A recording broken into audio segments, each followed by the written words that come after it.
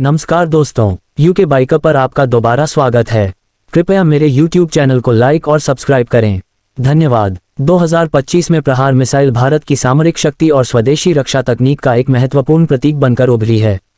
यह मिसाइल भारतीय सेना की उन जरूरतों को ध्यान में रखकर विकसित की गई है जहां कम दूरी पर तेज, सटीक और भरोसेमंद प्रहार करना आवश्यक होता है।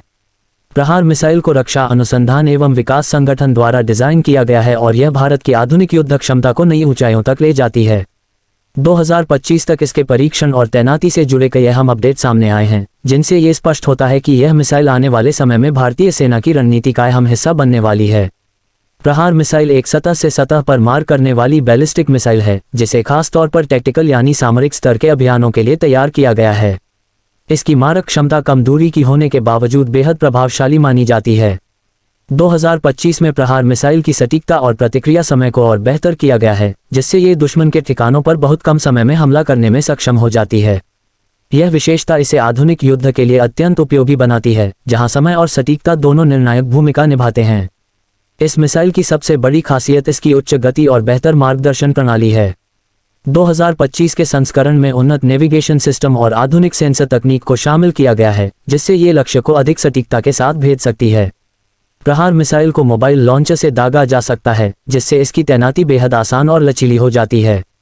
ये सुविधा युद्ध के मैदान में सेना को रणनीतिक बढ़त प्रदान करती है, क्योंकि मिसाइल को जल्दी से एक स्थान से दूसरे स्थान पर ले जाया जा सकता है।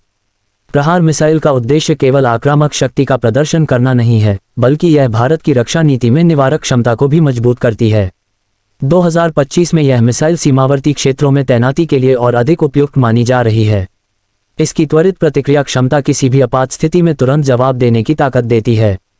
इसके कारण दुश्मन को पहले ही यह संदेश मिल जाता है कि भारत अपनी सुरक्षा के प्रति पूरी तरह सजग और सक्षम है। स्वदेशी तकनीक पर आधारित होने के कारण प्रहार मिसाइल भारत की आत्मनिर्भर रक्षा नीति का भी उदाहरण है। 2025 तक इसके अधिकांश घटक देश में ही विकसित और निर्मित किए जा चुके हैं, जिससे विदेशी निर्भरता कम हुई है।